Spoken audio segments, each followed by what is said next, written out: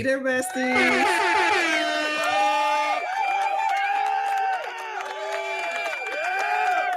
I'm all discombobulated because, child, I just 15 minutes ago, I've been on the phone with my daughter for like 2 hours, and I was like, oh shit, I have a show to do. Totally forgot. Oh, Lord, help your people. Shout out to y'all. See, I appreciate you. TGIMF and F. Definitely. Not that it's been a long week, because it really hasn't been a long week, but it's been a week. It hasn't been a long week, but it's been a week for sure, for sure.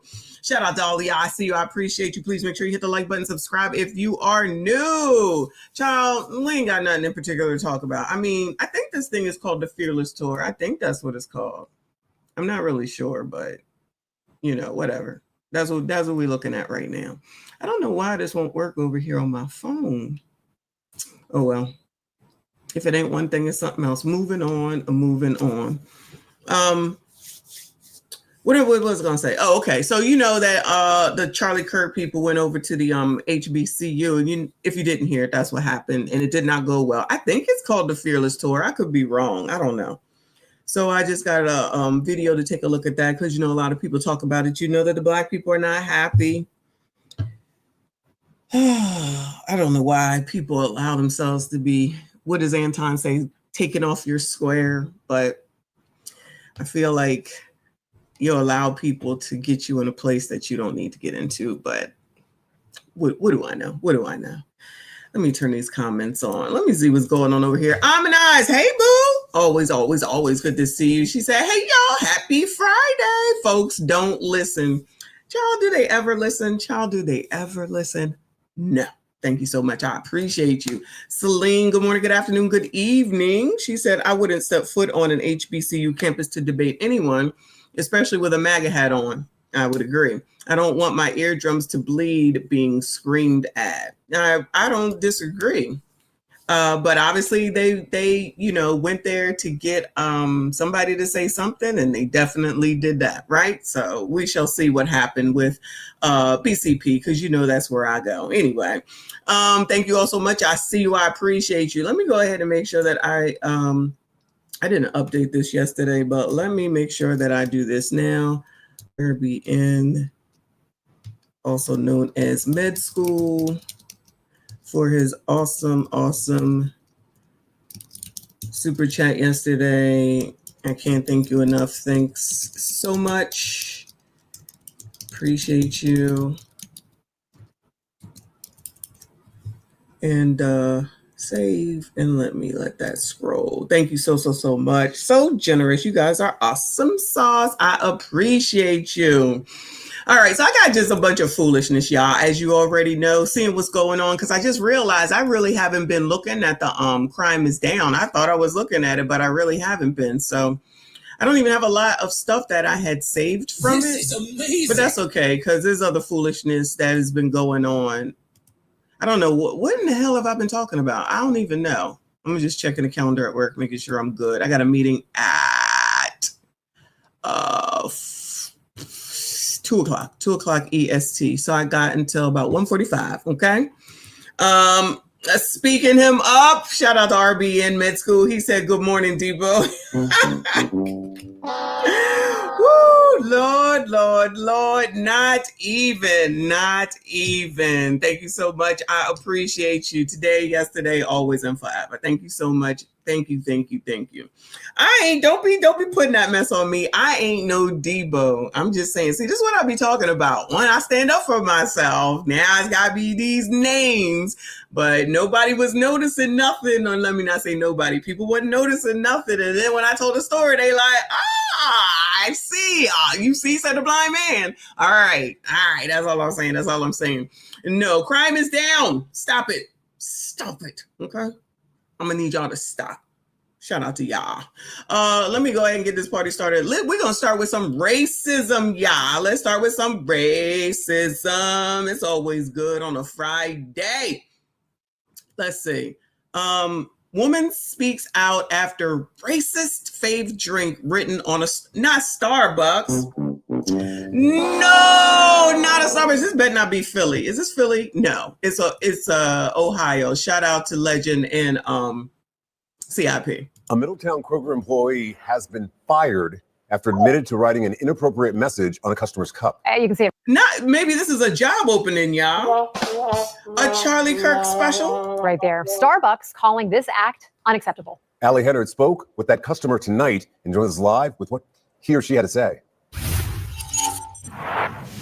Yeah, Rob, that's right. I did speak with the customer, Autumn Perkins, tonight. She tells me on Sunday night, after watching the memorial for murdered 31-year-old conservative Charlie Kirk, she went to Starbucks to order his favorite drink, the Mint Majesty tea with 2 honeys, as a way to honor him in a small way. But you know how typically Starbucks writes your name or a note or a smiley face even on the cup after you receive your order. But this specific message got one employee fired. To honor Charlie in that small gesture of a way. On Sunday night, Autumn Perkins ordered Charlie Kirk's go-to Starbucks drink. Child, who the hell knew all this shit? Now Charlie Kirk got his own damn drinking shit. Who knew? Like, he don't have his own drink. He just got a favorite drink. So now y'all got to be out here and gonna go get Charlie's favorite drink. All right, white people, child, whatever y'all want, okay? Whatever y'all want. She looked like this lady though, when I look at her, she looked like she would be one of those white women that be out here saying the craziest shit. And I just have to be like, white woman, if you don't please be quiet. We don't need your help, child. We do not need y'all help. Anyway. I didn't see the note until I got into the car. After getting in the car, she picked up her tea to find racist fave drink written on the cup. What went through your Now, why they got to do that though? Starbucks be looking crazy out here with regard to the people and the things that they be doing. I always am going to remember the ones that was in Center City, Philadelphia, and their racism. I don't think that was racist, but why they got to write this on the cup? Can y'all just work? Can y'all just go to work? Like, can everybody just go do what they supposed to do and shut the fuck up? I just guess that's just not a thing anymore. Go to work. Do what the employer says, so your ass can get paid, and then you won't be on TikTok dry begging. Okay? No, y'all got to have something to say. I have no empathy or sympathy. Not near none. mind when you read it? You know, just shock. Like, I was just baffled, really. Like, that's not what I expected at all. Who does that? I think I was like hurt. I was like just sad more than anything. Perkins went back to the store to report it. They were appalled. Very kind. She refunded me for the tea. They apologized profusely. Perkins learned that the employee admitted to writing the message. And they said she didn't even really seem remorseful. Now listen, because I know people want to know, allegedly. If this was inside of a Kroger, I don't think a black person did it. I'm going to just let y'all know right now. I'm going to go ahead and go out on a limb. It's probably another white woman, liberal though. I'm just saying. I don't think a black person did it. And Kroger. Which further saddens You so racist. Yeah. I'm stereotyping for sure. me. I hope that she takes this opportunity to reflect on the consequences of actions and grow as an individual. Goodness, that's who she looks like. You are absolutely right. Yo, that is so perfect. Shout out to Live from New York. He said she looked like Marcy from Married with Children. She absolutely does. Absolutely. Woo! That's a great reference. Further saddens me. I hope that she takes this opportunity to. Now, this is racist. Celine, I'm going to need you to calm down, okay? Because I can lay your ass out too. Now, maybe it's because of where you work at, but please let's not act like black people don't work at Starbucks. They absolutely do. I just know they don't work at this Kroger. That's all I'm saying. Calm down, girl. Calm down. Come on, child. Reflect on the consequences of actions and grow as an individual. That employee was fired. In a comment to Fox News Digital, a spokesperson for Starbucks called the actions by the employee unacceptable and went on to say, writing this on a cup is unacceptable, and we have clear policies that prohibit negative messages to help preserve a welcoming environment. This Starbucks location is licensed and operated by Kroger. We understand that this associate was terminated by Kroger. So Starbucks said, my name is Bennett and I ain't in it. They just using our names and they pay for the whatever you pay, the licensing or whatever. We ain't got nothing to do with it. But we're going to come out here and make sure that we let y'all know we ain't got nothing to do with it. Starbucks. Y'all, I know a lot of people think that Starbucks is racist. I don't think that they are. That time that they, that employee kicked those black dudes out in Philly and it caused the uproar. I think it was 2 or 3 black dudes. It was a big ass uproar, right? And then they said, that it was racist and that they needed to do all this stuff. And they ended up shutting down all the Starbuckses, like all of them, to give them some I don't know, some sort of training. Maybe it was ethnic training, ethnicity training, racism training. I don't know, some training. And they shut every single store down in order to try to rectify that situation.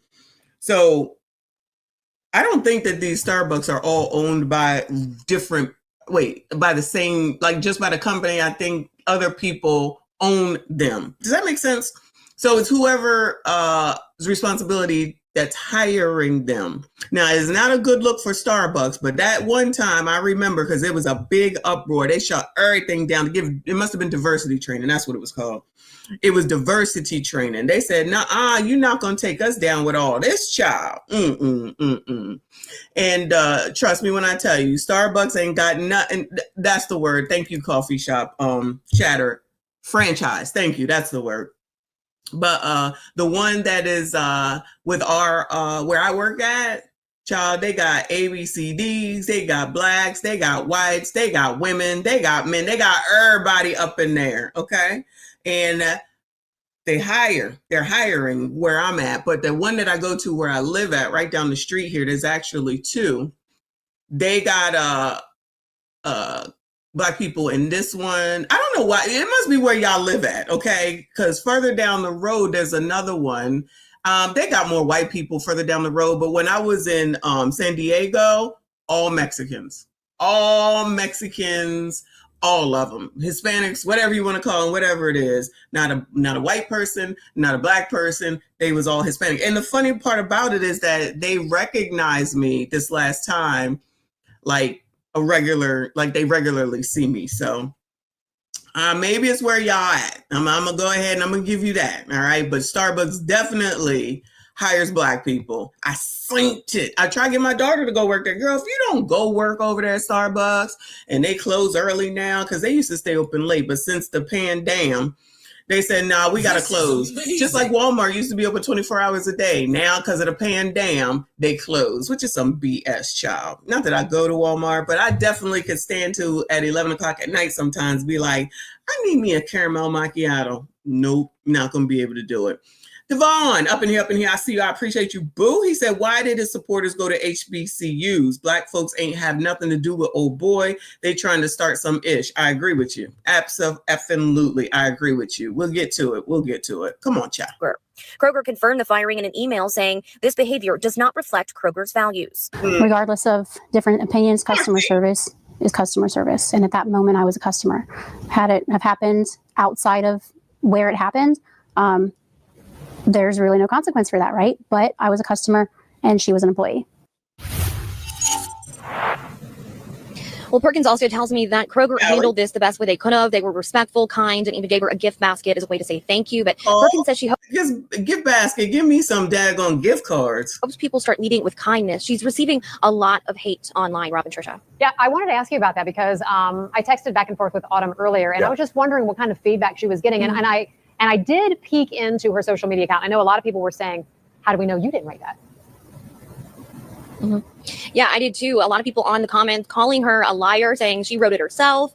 Kroger and Starbucks both did investigate this, and it was proven true that the employee did write it. The employee admitted to writing it. So she's not a liar in accordance to what Kroger and Starbucks said. And she also, tells me that she's receiving a lot of threats online. People are messaging her, threatening her, saying really hateful things. She said this whole thing has kind of just been disappointing and disheartening, but she said she's going to trust in God and lead with kindness and be courageous to share her opinions, even though they might differ from others. Well, I'm glad we played a really small part in clearing that up, that she did not write that on the cup. Both companies investigated, and I assure you, there are cameras all over the place that caught it. And she admitted, and the worker admitted it. And Allie, I did see also on her social media that she's kind of responding with kindness, as you said. Damn, this lady was on that social media site, wasn't she? She was seeing what that lady was writing. Yeah, she was a very nice lady. Just went on to say that, she doesn't want to respond with hate. She just wants to, she tries to ignore a lot of the comments. She said it's not good for her to read them because there's a lot of them. I mean, that post went viral. I saw that. Yeah, we can learn a lot from how she's responding.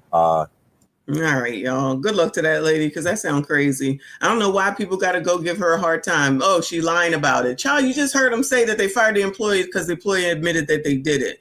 Child, people just want to be jackasses.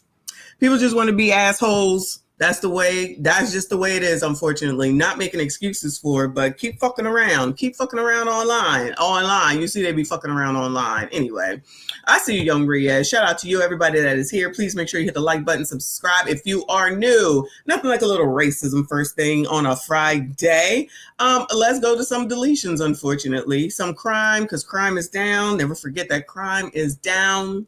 Shout out to Florida. Shout out to Nicole. Appreciate you, boo.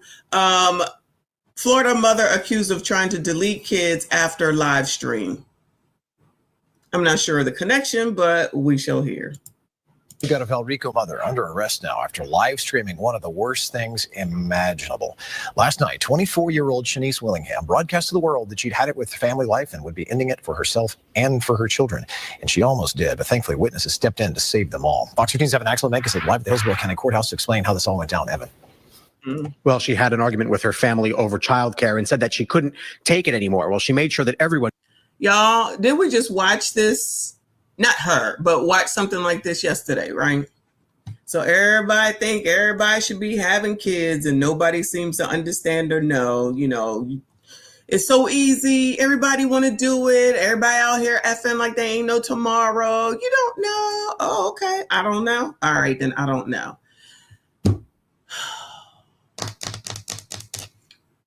I'm trying to understand when people are going to understand that when you have kids, the people and persons that you need to be dealing with are the people and the persons that you had the kids with, because everyone else and anyone else is not required and don't have to.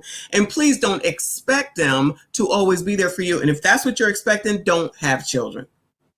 Don't have children. This is crazy. And then you're going to live stream it. This is just as bad as it's always Jermaine's fault. Y'all remember that. If you don't even ask. I wonder what happened to that crazy bitch. Anyway, this getting on the internet and crying because it's so hard. It's so hard. Over and over and over and over and over and over and over and over and over. When is anybody gonna get it?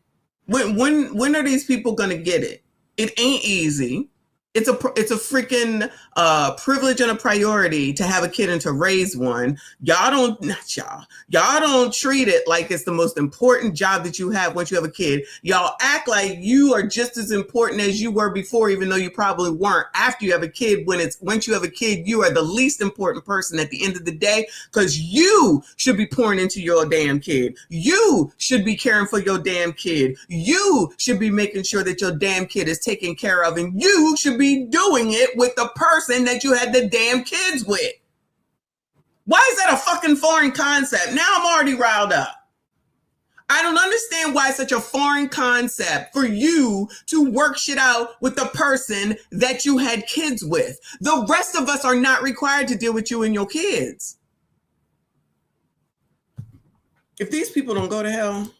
knew what she was about to do, and that with family life and would be ending it for herself and for her children. And she almost did, but thankfully witnesses stepped in to save them all. Fox 15's Evan Axel Megas live at the Hillsborough County Courthouse to explain how this all went down. Evan. Well, she had an argument with her family over childcare and said that she couldn't take it anymore. Well, she made sure that everyone knew what she was about to do, and that ultimately may have saved their lives. Even when I was Shanice Willing. Because honestly, in my opinion, this is just my opinion, this is for attention. Like, maybe she is going through something mentally or whatever, because that's the first thing that's going to come out. But why you tell everybody about what you was going to do? Because you wanted some attention, because you couldn't get it by way of what you were doing beforehand, because they said, we're not helping your ass. So now basically force them to. They need to come take them damn kids and still put her away. Willingham had her mind made up. It's never a prank. I never had a support system, so who the hell am I going to leave them with? This is an Instagram live stream that Hillsborough deputies are using as part of their investigation. It shows Shanice walking with her kids to a community pool just after 1 Thursday morning. On it, she says she loves her kids. I'm right here. It's so beautiful at the pool, y'all. It's so beautiful. Just after that, court documents say she used a rope to tie herself to the children, who are aged 3, 2, and 8 months and jumped into the deep end of the pool on Sacramento Street in Valrico. Family members who arrived by car jumped the fences and pulled the 4 people out, saving all of them.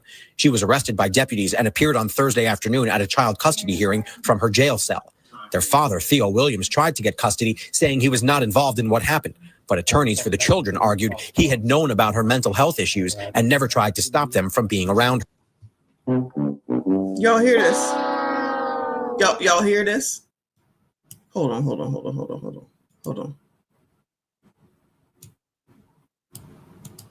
I'm sorry. Give me a second.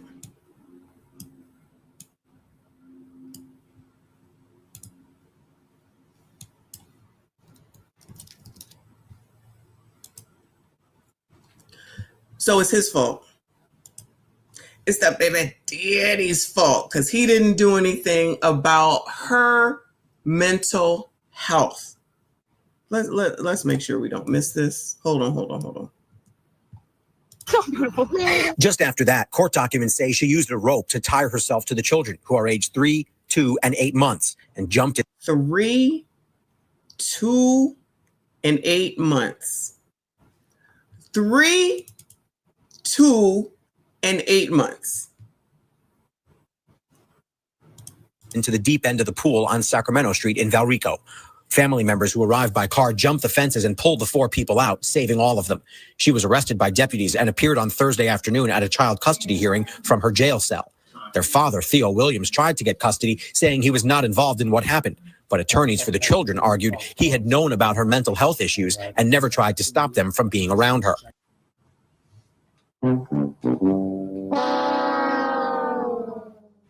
Wow.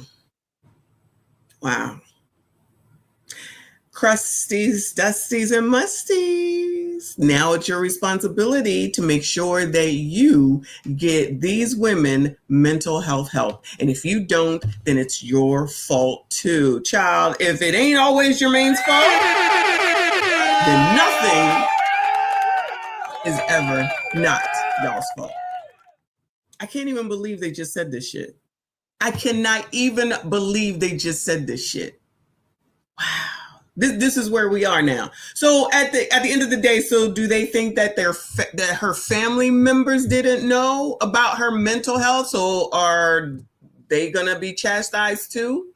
So don't give the kids to any of them because they allegedly probably knew that she had some issues as well.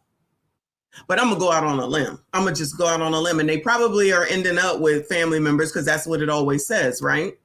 So the person that, like I just said, that should be responsible for them is the daggone person that she had the kid with who wants to come and get his kids. Now all of a sudden, no, because you didn't stop her. Hold on. So the baby daddy can't get the kids? No, because he didn't stop her from not doing this. Okay? That's his responsibility. This is very similar to the "it's not Jermaine's fault" case, because she, I don't know if you'd call it live stream it, but she FaceTimed him and then said what she was going to do and showed him what she did, and he ran over there. But all these uninterested fathers, why would he run over there if he wasn't an interested father? Why would this one be in court if he wasn't an interested father, right? Nobody want to look at that. It's y'all's fault. Y'all supposed to do and know everything. Okay? I'm just saying. Amazing. I'm just saying. Good afternoon, good morning, good evening. Trent, he said, yo, 2025 Western world makes sense. We are living in a reality show. I am thoroughly convinced. And someone is pulling the strings. I'm thoroughly convinced because this makes no sense whatsoever. They just said that I had knowledge of her mental health. Yeah. So you're asking? I told them that I didn't know. Okay. I didn't know that. At a second hearing today, a judge agreed to hold her in custody until a formal hearing is held on whether she can be safely let out. Should be held in no. Oh, who got that blonde Shirley Temple hair? What in the world? Sorry, y'all. I'm unfocused. You're asking? I told them that I didn't know. Okay. I didn't know that.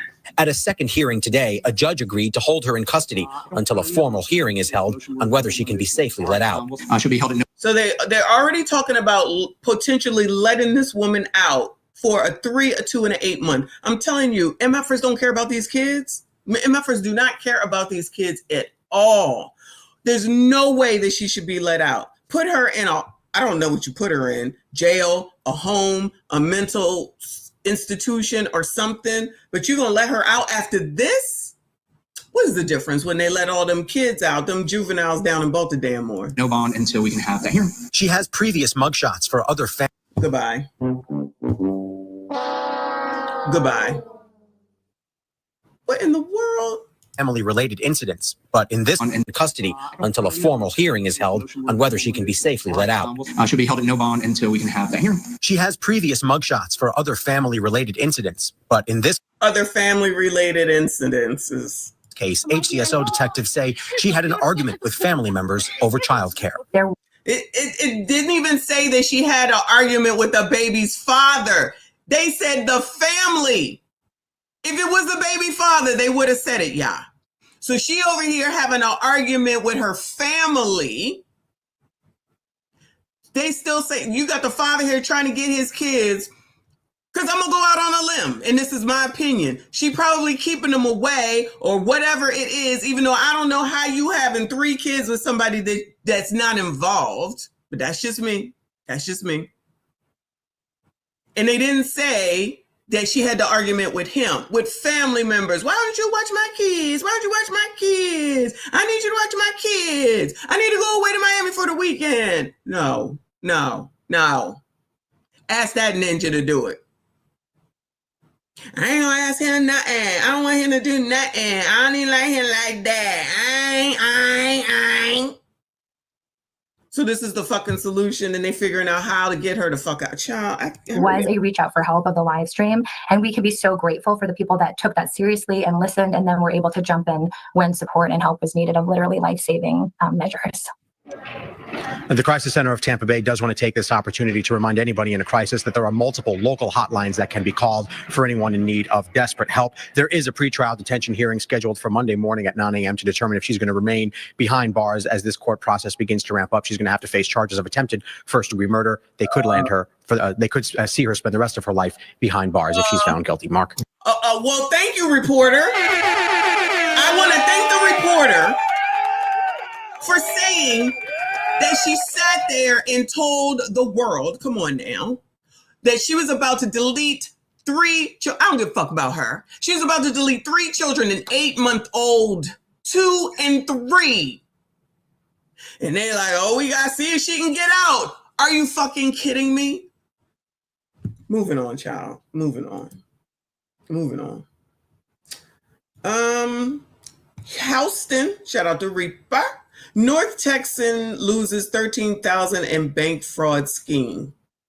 Okay. Only on Fox here tonight, a Frisco woman says she lost more than $13,000 to scammers, and Wells Fargo is not refunding her the money. Oh, no. Now, poor Wells Fargo. Child, they ain't shit, but let's see what happened. She's the one to blame.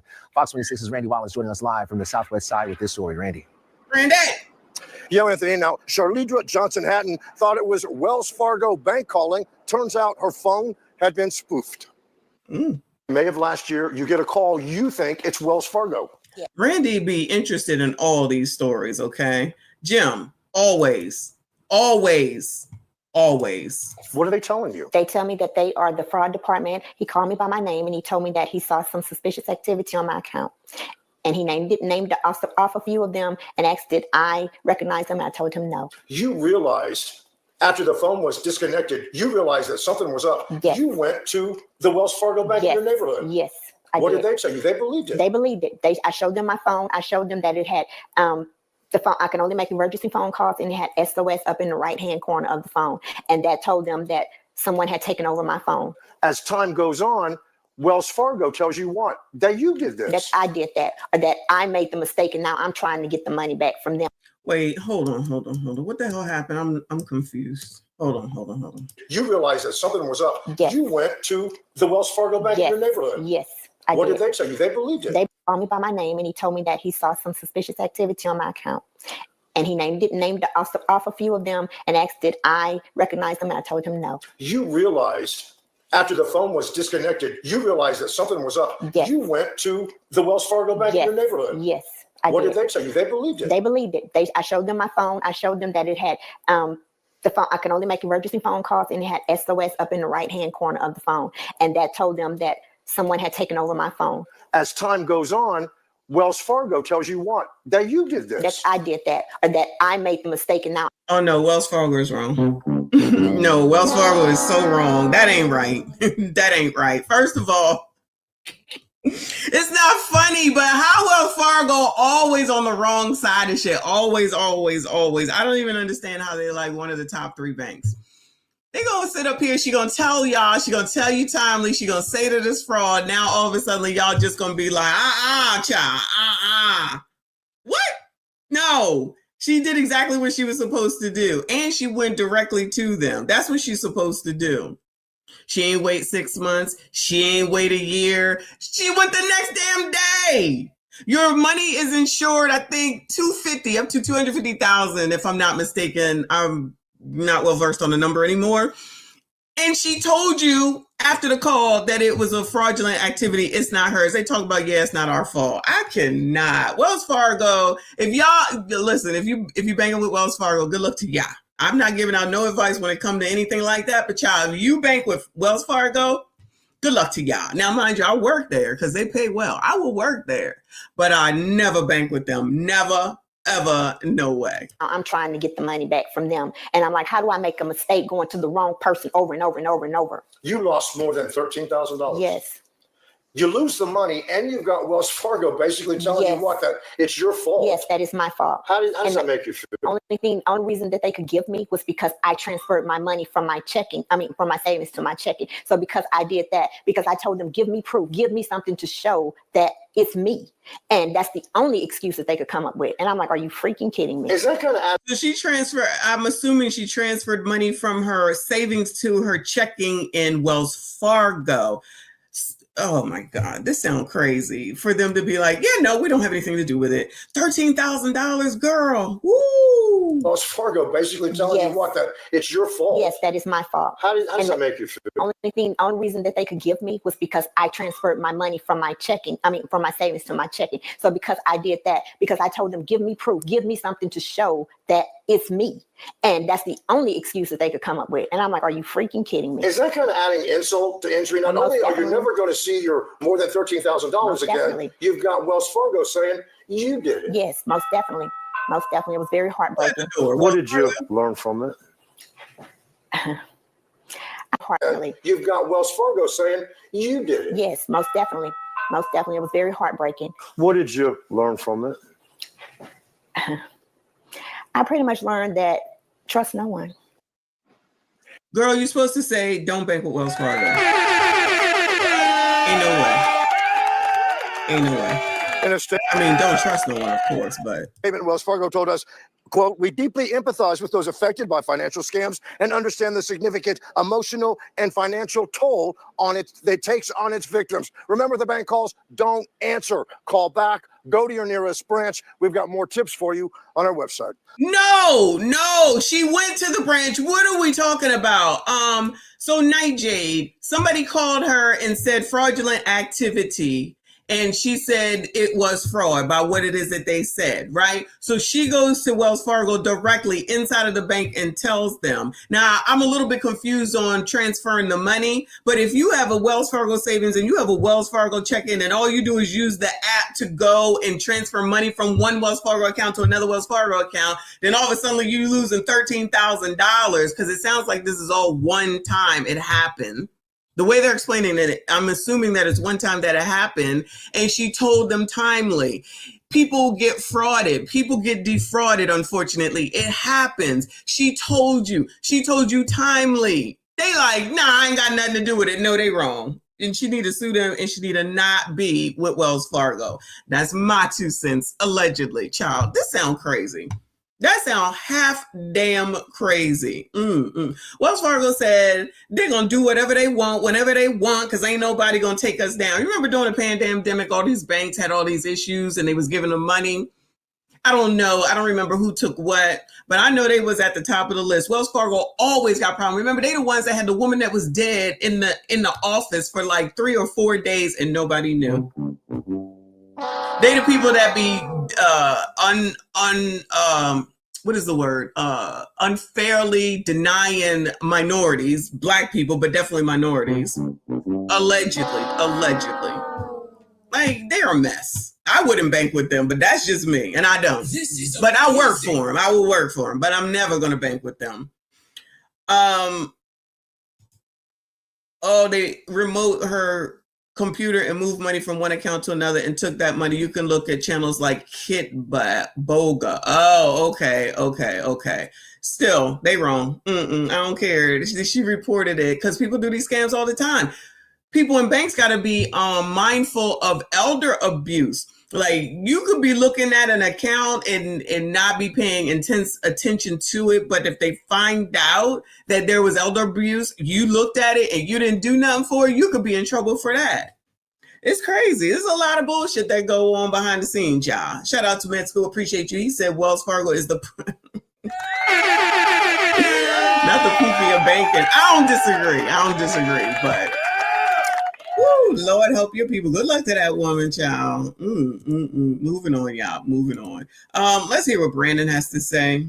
Brandon over there in Chicago. It says Mayor Brandon Johnson sparks outrage after saying law enforcement is a sickness. Law enforcement is a sickness, y'all. I think Brandon might be a sickness. Well, members of Chicago's law enforcement community are taking offense with a comment made by Mayor Brandon Johnson. Earlier this week, he said in part, quote, jails and incarceration and law enforcement is a sickness. CBS News Chicago investigator Megan DeMar joins us live now. The comment sparking out. You think he'll be reelected? Outrage online and in the Cook County State's Attorney's Office, Megan. Right, Erica. The Cook County State's Attorney told me she was deeply offended by that statement. Some argued that Mayor Johnson's words were taken out of context. So we asked him today to clarify exactly what he meant. During a press conference on Tuesday, Mayor Brandon Johnson was responding to a question about how to make Chicagoans feel safer in their communities. The fact of the matter is we are driving violence down on this city, and we're using every single resource that's available to us. Jails and incarceration and law enforcement is a sickness that has not led to safe communities. The law enforcement... Shout out to Brandon. Shout out to Brandon. You better go, boyfriend. Let's hear that again. During a press conference on Tuesday, Mayor Brandon Johnson was responding to a question about how to make Chicagoans feel safer in their communities. The fact of the matter is we are... They asked, how do you make Chicagoans feel safe in their communities? I feel like that question is not necessarily about you, Brandon. That's about your constituents and how they're feeling, right? All right. Johnson was responding to a question about how to make Chicagoans feel safer in their communities. The fact of the matter is we are driving violence down on this city, and we're using every single resource that's available to us. Jails and incarceration and law enforcement is a sickness that has not led to safe communities. So he said, F y'all, I'm doing the best. I'm doing everything right. And y'all just go ahead and listen to me. It don't matter how y'all feel because I'm already in office. What y'all gonna do? This is my interpretation of it. Everything is good. I don't know what they talking about. Everything is everything. Everything is good. I don't know what y'all talking about. What more do you want from me? Child, he might as well have ended with that. You don't need no law enforcement. Negro, please. This man, and why is he so mad? Sir, why are you so upset? Conference on Tuesday, Mayor Brandon Johnson was responding. It's like he's mad that people are asking about crime, but just because he says that crime is down, then that means everyone should be good because he said crime is down, just like Doogie. Child, don't name your kids Brandon. Clearly don't name your kids Brandon. Responding to a question about how to make Chicagoans feel safer in their communities. The fact of the matter is we are driving violence down on this city, and we're using every single resource that's available to us. Jails and incarceration and law enforcement is a sickness that has not led to safe communities. I'm sure the police will be glad to hear this, and I'm pretty sure they're going to be very, very good at helping him when he needs help at some point. I'm not talking about anything other than, like police escorts and coming over to his house, because you do know where Brandon lives. If he lives by a gate in a gated home or something like that, if I'm not mistaken. You pull up, the only way you're gonna get in is they gotta open the gates. I feel like there's a guard there. He lived behind there. Where all the other people, remember the lady that said, I convinced that last dude not to take my ID because it's hard to get an ID while he was robbing me. And our block is safe. Now, if you go over here, you might not be, but this block is safe. That's how they living. He living behind a fence, and he said everything is everything. Re-elect his ass, yeah. The law enforcement is a sickness comment took off in some conservative and pro-police circles on social media, even prompting Cook County State's Attorney Eileen O'Neill Burke. The statement was disappointing and disheartening. We are part of law enforcement. Child, who in Chicago? Has she prosecuted anybody yet? Because, child, this is the new lady after, child, the black lady. Can't think of her name. State's Attorney's Office is the prosecution arm, and that is clearly law enforcement. To voice her own outrage during a sit-down interview with me on a different topic. I have 1,300 people who work in this office who are dedicated public servants, who get up every single day to make sure that they keep women safe from domestic violence, to make sure that we are doing our jobs in protecting children from being sex trafficked, to make sure that we are prosecuting murder cases. What we do every day does not call for our eradication. When she won her race in November, O'Neill Burke was considered the law and order focused candidate and was backed by police. Child, is that Medea in the background? Did y'all? I'm so unfocused. Did y'all see Medea in the background? Allegedly. Cases. What we do every day does not call for our eradication. When she won her race in November, O'Neill Burke was considered the law and order focused candidate and was backed by police. Hoping to clarify what Mayor Johnson meant by law enforcement is a sickness, we asked him today. The people who heard my statement, they know exactly what I meant and what I'm talking about. They're using this. He said, I ain't got to tell y'all shit, okay? I said what I said. This is your public servant. Today. The people who heard my statement, they know exactly what I meant and what I'm talking about. They're using this moment to politicize, to justify their own insecurities. I'm not going to stand for it. I'm not going to take it. And neither will the residents of this fine city. So he ain't going to answer the question. So in other words, he's still mad. How dare you question this man? How dare you question me? I said that. This is what he's saying. Don't take my shit though, Brandon. I said that. I meant that. Sir, but what did you say? It doesn't matter. Those that heard me know what I said, and I don't have to explain shit to you. Who the hell do you think you are? By what Mayor Johnson meant by law enforcement is a sickness, we asked him today. The people who heard my statement, they know exactly what I meant and what I'm talking about. They're using this moment to politicize, to justify their own insecurities. I'm not going to stand for it. I'm not going to take it. And neither will the residents of this fine city. Johnson explained that, quote, the addiction of jails and incarceration is one that we have to wean ourselves off of. This time leaving out a reference. You're going to have to start weaning yourselves off of jail and incarceration. Good luck to Shadam Chicago. To law enforcement specifically. When you just responded, though, you didn't loop in law enforcement this time. So did you not intend to use the I said that law enforcement, here's what I've said, though. Law enforcement alone does not keep communities safe. Law enforcement agrees with me on that. How do you send police officers into communities when there's little access to affordable housing? Nigga, goodbye. Playing in your face, child. Playing in your face. Law enforcement agrees with me on that. How do you send police officers into communities when there's little access to affordable housing? Somebody explain it to me. Shout out to Uncle Rick. I need somebody to explain it to me. How he make that correlation? What does one have to do with the other? What in the world? Anitra said this man think he's the mayor of Gotham. Probably got the Joker on speed dial. What is this man talking about? What is he talking about? Oh my God. Law enforcement agrees with me on that. How do you send police officers into communities when there's little access to affordable housing? What is a police officer's responsibility to hunger?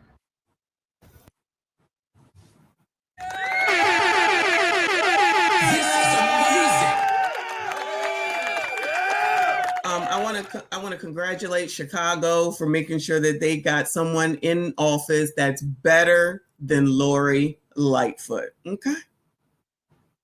I hope y'all were really serious when you said that you were not going to reelect that man when it's time for the reelection. I mean, you got to suffer for another couple of years, but I certainly hope y'all.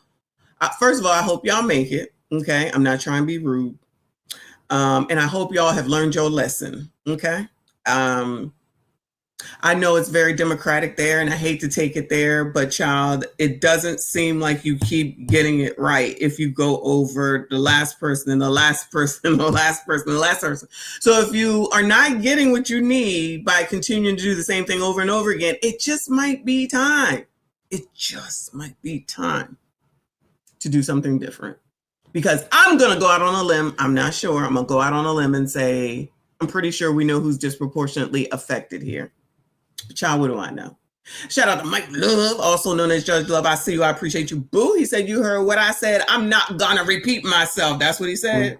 That's what he said. He said, y'all better go.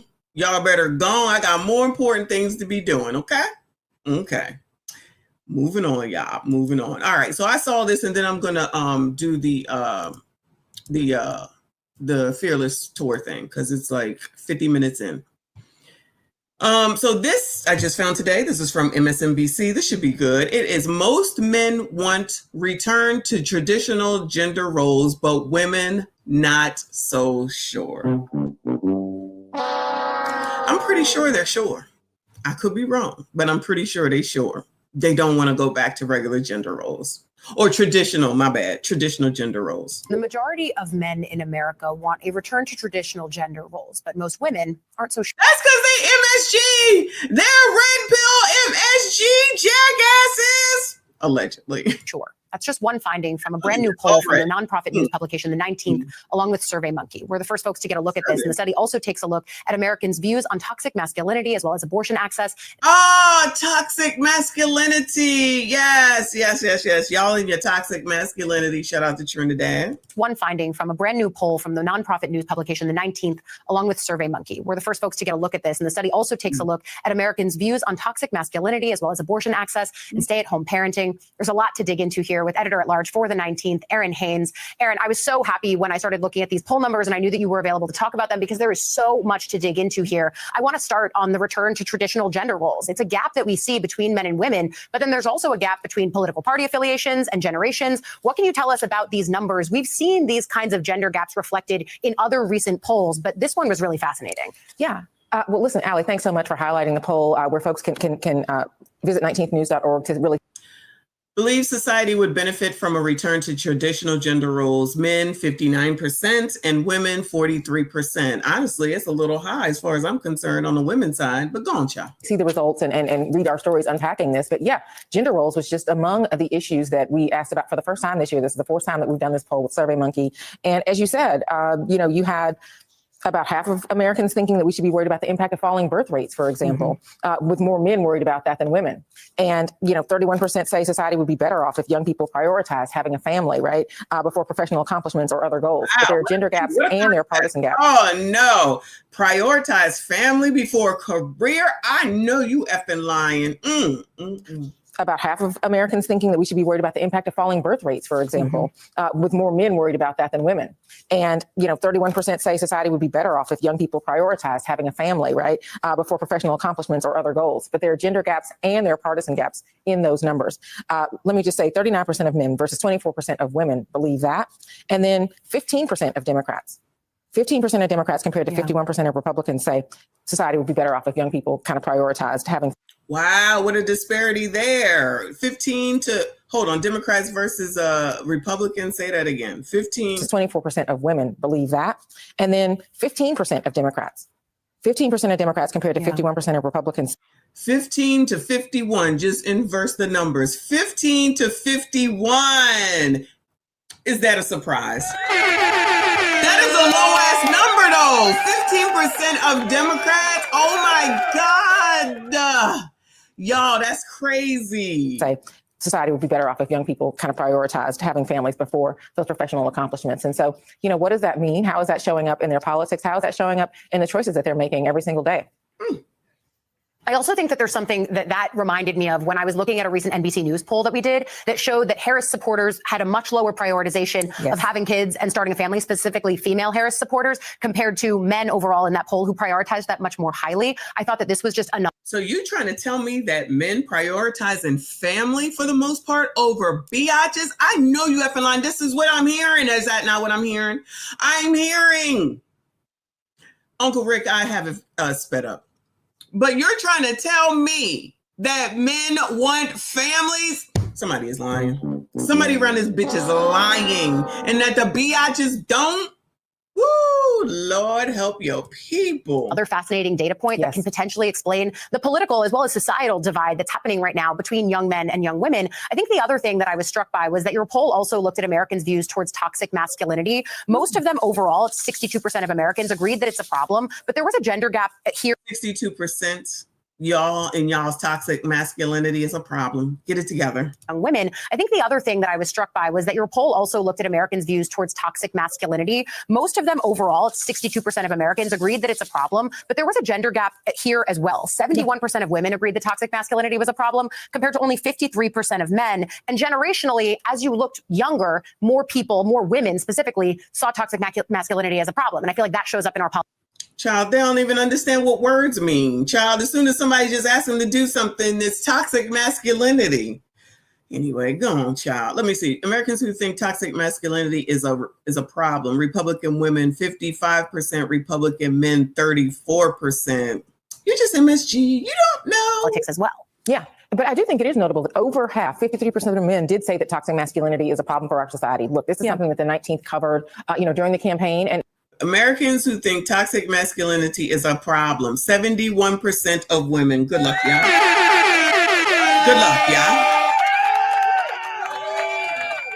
And 53% of men. That's a little higher than I thought it would be. No wonder y'all got to be responsible for your baby mom's mental health help. Y'all responsible for everything, but you're so damn toxic, child. And also, as we have, we're 8 months into this administration, and we're seeing how some of this particular brand of masculinity, right, that we're seeing playing out across the Trump administration. Find a way to make sure that you bring in Donald Trump being the problem, child. You cannot escape it. Because Trump bad.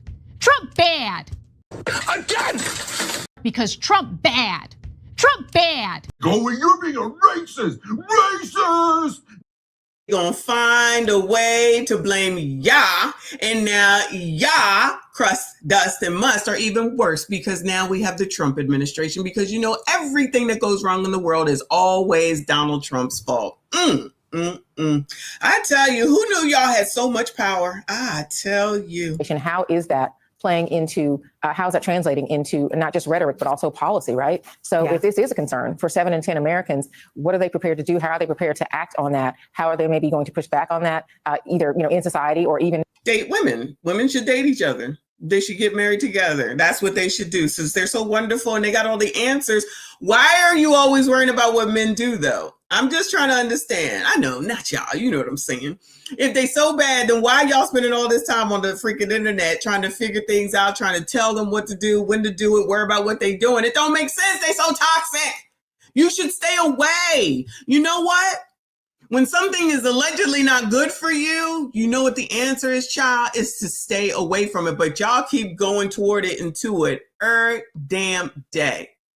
So who really is the problem? Well, you crusty, dusty musties, because y'all are the problem with regard to everything. And now that you got Donald Trump in office, which is also y'all's fault, then y'all have made everything worse from that perspective as well. Okay? Just want to let you know. If I'm here to help y'all. Okay? I'm here to help y'all. Chris, thank you, boo. He said, so toxic femininity doesn't exist, misandry? No. Do you ever hear anybody talking about it? I don't. This is you and your toxic masculinity right now, Chris. We're not having it. We're not having it. Now, I want you You're awesome. to never speak this again. You're awesome. There's no such thing as misandry. You heard? Just like that dude on that story with the lady that took her 3, 2, and 8-month-old and tried to delete them. Okay. His responsibility was to report it and basically stop her. They didn't say stop her, but because he didn't do something, it's his fault. Probably because of his toxic masculinity. You heard? Now, all these women that be up here talking their mad sugar honey iced tea, they can do that. Okay. Y'all can't do anything. I don't know what's wrong with y'all. Y'all can't do anything. It's all your fault. And now your leader, because y'all's leader is Donald Trump. So it's his fault too. Everything is between y'all and between Donald Trump and JD Vance at this point. Now Charlie Kirk. I don't know what's going to happen. All this toxic masculinity around here. Shout out to you, Chris. I appreciate you. You know I'm just playing. Shout out to Wayne Lundy. I appreciate you, boo, for 5 memberships. Thank you so much. Shout out to all the channel members. I see you. I appreciate you. If you did get a membership, please make sure you thank Wayne Lundy. Shout out to you, hun. Shout out to all the channel members. Everyone that is here, please make sure you hit the like button, subscribe if you are new, because we have to talk about all the crust dusty musties, toxic masculinity, and everything is y'all's fault. I'm always here to help y'all out, okay? Quellman said, can't leave the D alone. How everybody keep getting pregnant? I mean, I understand that the birth rates are low, but I'm just a little confused as to how everybody keep getting pregnant since y'all so horrible and toxic and you ain't shit, you ain't got shit, you ain't gonna be shit, you don't know shit, but you are supposed to be responsible for making sure that if your baby mama need mental health help, you should have been letting somebody know. So when she tried to take out 3 babies, it's still somehow y'all's fault. And by the transitive property, Donald Trump's fault, because everything is his fault. Maybe even at the ballot box. Yeah, and I do think that there's, in this larger conversation of toxic masculinity and the way that the so-called manosphere manifests in politics, there's almost this backlash to more women and more people broadly recognizing the privilege that comes along with being male in a society like ours. Oh, all this privilege that y'all have. Name me y'all's privilege, please, Bueller. What is y'all's privilege, gentlemen? Tell me what y'all's privileges are. Okay, that's what they just said. Let me rewind it. And the way that the so-called manosphere manifests in politics. Oh, there's the manosphere. Oh, no, now they're bringing up the manosphere on the news. Who knew? Going to push back on that, either in society or maybe even at the ballot box. Yeah, and I do think that there's, in this larger conversation of toxic masculinity and the way that the so-called manosphere manifests in politics, there's almost this backlash to more women and more people broadly recognizing the privilege that comes along with being male in a society like ours. I think that that's definitely showing up in politics too. But then the poll also does poll an issue that is both gender and also overtly political, and that's on abortion access. You say that nearly 2/3 think abortion should be legal in all or most cases. That tracks actually with where Gallup polling has shown this to be in the past. Ah, so y'all are toxic, but these bitches want to be able to delete babies. Y'all are toxic manosphere goofballs. I tossed that word in there. But these bitches are so wonderful that they want to delete babies. We need the right to delete babies. Yes. Don't you just love the hypocrisy that these people right here are saying and won't even say, you know what? That might be a little bit toxic to be still fighting to make sure that you can delete your babies, which is something that happened under Joe Biden, but they still blame Donald Trump for it because he's the one that put the last 2 or 3 justices on the court, even though Obama could have done it, but he wasn't allowed to do it because he wouldn't push back and his people wouldn't push back because Mitch McConnell, who's probably sitting somewhere next to Joe Biden somewhere, just looking at the light or something. I'm just saying. They didn't do nothing to push back on that shit. So it's kind of his fault for not pushing back and trying to make sure that you look good for everybody. And now here y'all are. And let's we not forget Ruth Bader Ginsburg. Rest in peace to that lady. But she said that I'm not going to retire nowhere until Hillary becomes president. Child, we still waiting for that. And she fucked that part of it up. But nobody seems to remember none of that. Yeah, it's all Donald Trump's fault. But very small numbers think the government should restrict use of IVF, hormonal birth control, emergency contraception. That's also consistent with polling on the issue. But what do you think about how Democrats can use polling like this to layer on to Americans who think government should restrict the use of IVF, hormonal birth control, and emergency contraception? Okay. a platform that's very much up for debate right now? Yeah, I mean, look, I think that, Democrats obviously talked a lot about abortion, not only in the last midterm election, where as we look ahead to another midterm, but also in the last presidential election. But 62% of Americans thinks that AB should be legal. Isn't it? It is legal. You just got to go to the place where it's legal. That's all. As simple as that. Remember when all the companies was jumping on that bandwagon at the time? If people don't see how the companies is just going to jump on the bandwagon of whoever is in charge because they want their business to continue to flourish, y'all crazy.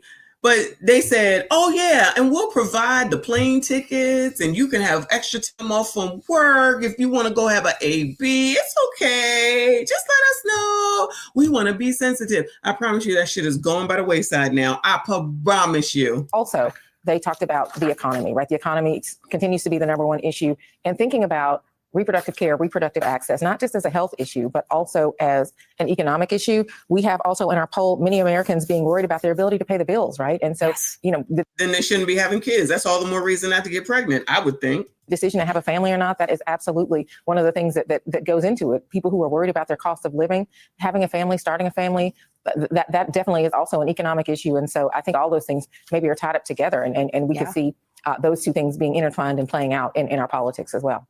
You and I have talked about the way that reproductive health care is actually an economic issue, and we're not the only ones. That was former Vice President Kamala Harris who often made that point. And you actually spent some time with her last night on the opening stop of her multi-state book tour. They're loving Cam over here. Yeah. Talk a little bit more about that conversation, whether or not you see this as an end or a beginning, new beginning for her political career. Yeah, it was really interesting. So, 107 Days is the book that finally has her in her own words kind of. If y'all don't think this woman is not going to run for president again, child, y'all crazy. Recounting her historic, unprecedented campaign for president, obviously was unsuccessful in that. But, she unpacks kind of the lessons learned and gives people a behind the scenes. And this was really her first time in front of a crowd to discuss that. The crowd was super energetic and she really seemed to feed off of that. And so she said this 15-city book tour, which kicked off in New York last night, is an opportunity to listen to people, to hear where she is and what she's thinking, but also how the American people are thinking and what they think the fight is going to look like going from here. So really interesting. And I'm really interested to see how this tour continues and what she learned from it and what she might do as a result of it. Yeah, you've covered her for such a long time. You and I are both politics reporters. Anytime we hear that a politician is out in the country listening, you always wonder, all right, what are you listening for? What do you need to hear to make the next step in your political career? I know you'll be tracking it, whatever it is. Editor-at-large for the 19th, Erin Haynes. Always love having you. Great to see you. Child, both of y'all can go to hell. I feel the same way, Fit Granny. I feel the same way. This is crazy. This is crazy. But moving on, y'all. Moving on to them bird brains. But they're educated and, they got a career. This is BCP. Fragile, woke Black students lose their minds raging over MAGA debate tour on HBCU college campus. Okay. So, Ron, like you got to poop as always. I definitely already agreed that they was looking for some sort of outburst or whatever, meaning the dudes that went to this campus, child, they could have went to anywhere, but they're going to go to a HBCU wearing a MAGA hat in the midst of what's going on now with the assassination after Charlie Kirk. They just wanted to get a rise out of people. And true to fashion, as always, they're giving them exactly what they were looking for, child. Charlie Kirk being killed, HBCUs were targeted with bomb threats. Now, anybody get any proof of that yet, or they just get to keep saying it and that's that? Ain't nobody sent me nothing yet to show me anything to prove that anybody was directly from any of that stuff threatening HBCUs. A MAGA hate group decides to go to Tennessee State University. They call themselves the Freedom Tour. And what they do, they go a hate group. He said it's okay for him to say this is a hate group. Okay, Fearless Tour. I'm sorry, to go to these college campuses. Now, here's the deal: they showed up at Tennessee State uninvited, did not seek permission, and set up their table. They did not seek permission and set up their table, which, you probably need to have permission. I agree. You can't just show up and do whatever you want. And the whole point, this is what the whole point was. You see right here, DI should be legal, deport all illegals now. Then they got upset because students grabbed their signs and tossed them. And then, of course, they were escorted off campus by security. Now, the videos have been going around social media. Let's just roll it, turn the audio up.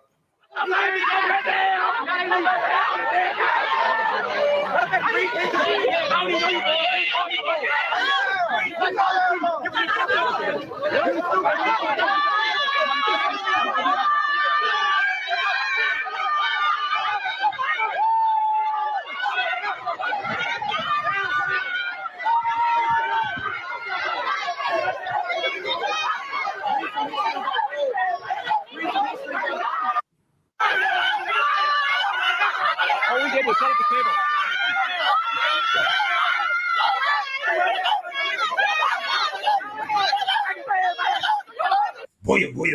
Boy. So we got to talk about some woke Black fragility on full display at Tennessee State University, which happens to be an HBCU, right? So we're talking about historically Black university, historically Black college, which means that the school is most likely mostly Black, okay? And these Black students got pissed off and upset because some conservative Trump-supported students who happen to be white, okay, for the most part, they simply came to campus to have a conversation.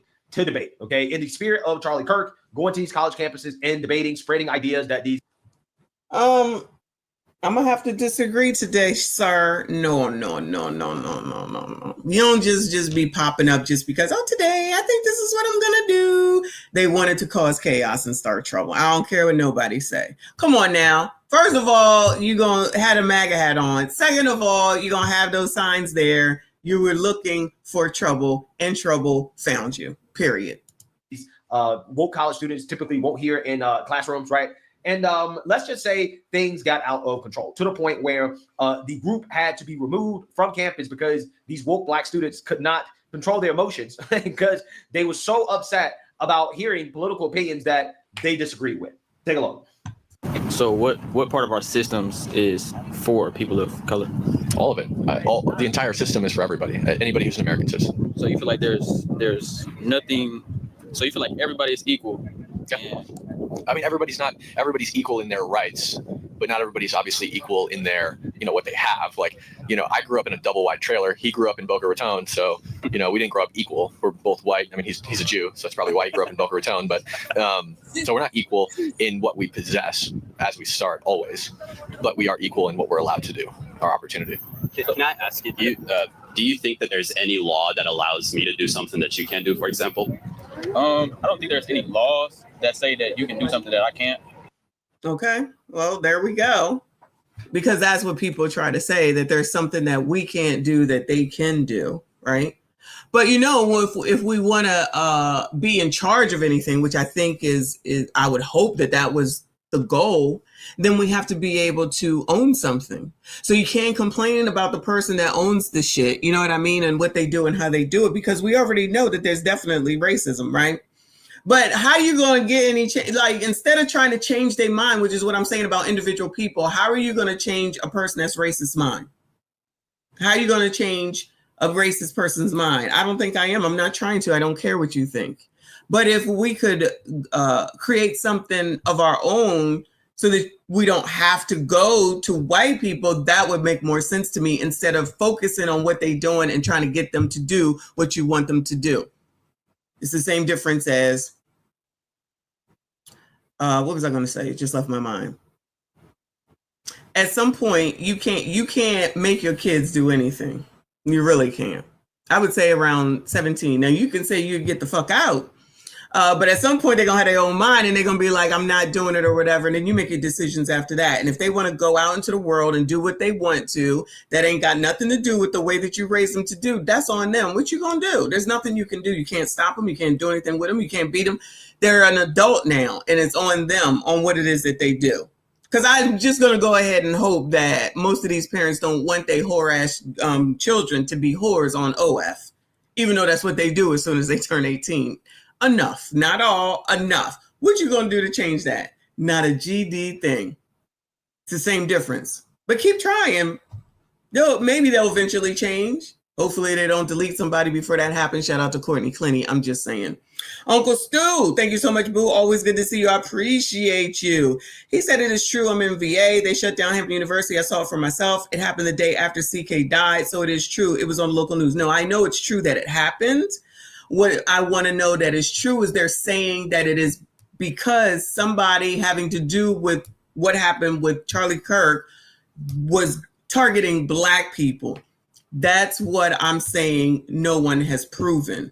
There was no phone call. There was no traced call. There was nothing to trace it back to say that this is what it had to do with. It was just a narrative saying that white people just decided to call the HBCUs, and the rest of them just shut down because one or two said that there was a threat. So the rest of them just shut down on their own. All those didn't get the call or the note or the whatever, the message.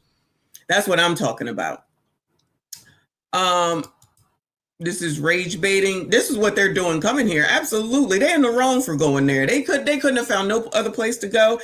They went right on the campus, right? You can't be going on their campus doing this, on anybody's campus, without people knowing who you are, what you're doing, how long you're going to be there, and that type of stuff. If they was on the outside over there at the McDonald's that might be across the street or whatever, that'd be something different. You can't do nothing about that. And maybe you need a permit for that too. I don't know. But to go directly on this campus, they wanted some smoke. I don't care what nobody's saying. They wanted some smoke. The way that Greg is presenting it, I don't agree. No, I don't agree. Now, the reaction, I definitely blame them for their reaction. All that carrying on, They came there to get whoever said rage bait, Daniel, to get a rage bait, and y'all play directly into their hands and do exactly so that they turn around and say, see, try to tell ya. Shout out to Rolly Roll. See, you try to tell ya. That's all I'm saying. Looked like it was all calm right here. Just go call the university oppressor or whoever and say, child, who ordered this? Child, who said this was okay? And let them deal with it and handle it. That's it. Allegedly. That's it. Allegedly. Shout out to y'all. Hit the like button for me. Subscribe if you are new. But then again, this system can't be ignored. Like, we can't just say it does not exist, because there are countless examples of it existing. Maybe just one example of what you're talking about. So what's wrong with the system that allows, I guess? I don't know what you're talking about. They clearly have Make America Great Again hats on. So please stop. Please, let's act like we can see today. All right? Racism to be systemic or institutionalized? I mean, I would argue the opposite. Like, again, we have civil rights acts on top of civil rights acts, in addition to the 14th Amendment's equal protection clause. 14th Amendment being written for the sole purpose of expanding and equalizing the rights of white people and black people. And furthermore, the 14th Amendment equal protection clause echoes exactly what the Civil Rights Act says, right? You cannot be discriminated based on your inalienable characteristics like your race, your sex, your sexuality, etc. But even though we have these laws, that doesn't stop it from happening. We still know that. You're right. Racism does happen still. Right. So we're just going to continue to go down this line. We're just going to continue to just go down this line. Well, it still happens. Well, then what was the point in having this conversation? What are we talking about? Fifth granny, exactly. Just like the narrative of the young man found deceased, claiming his arms and legs were broken and autopsy was not done yet. And haven't heard a word about it since. It was something that was made up on the internet. And of course, people ran with it and said that it was true with absolutely no proof. His mama said, his cousin said, everybody said, and ain't nobody had no proof. And still, when the autopsy came out, they still try and say that that's a lie. Okay. Believe, whatever. Anyway. Even though there are laws that ban it. And I think that those laws are oftentimes used to enforce a culture of anti-racism in the United States. We actually cancel people for being racist all the time.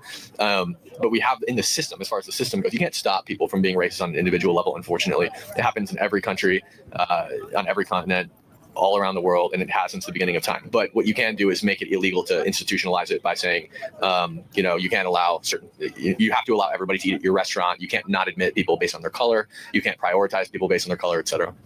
And I would say getting rid of DEI works towards that objective. So y'all had to say make America great again. How do y'all feel that America is not great, and how do y'all feel that America can be great again? And when was it great? Yeah, I would say that the most recent example of America being great was the first term of Donald Trump. And then we had 4 years of Joe Biden in chaos, and then Trump is president again. So this is his campaign hat for his, lead up to a second term. A few moments later. I'm trying to understand why people keep asking that question. When was America ever great? Like, why do you care what this dude thinks? He's the same age as you. Both of y'all look like you're the same damn age. So all either of you know is either what you read or what somebody told you. So if you want to talk about your life and it's not great, and it's not great living here in America, I still be like, well, there are other places in the world to live. There are other countries that you can go live in with all this fucking complaining. Ricky did say, y'all need to go. Ricky said, it's time for y'all to go, right? He's still here, though. And he has the capability and the means to be able to get up and leave. So I feel like that's telling, but no one wants to see it. And then you fall into this crap where you keep saying things that you heard other people say, which is why he asked the question, he answered it. And then he asked another question. It's like moving the goalpost, like Fatty says, just moving the goalpost. So now it's down to, because he had answers to your questions, when was America ever great? sir, why do you care what he thinks about when he thought America was great? Why do you care? Child. Come on, child. Hey, Dale. Come on. Yo. Oh, you better not, boy. You better not. Okay. Bring the sign back.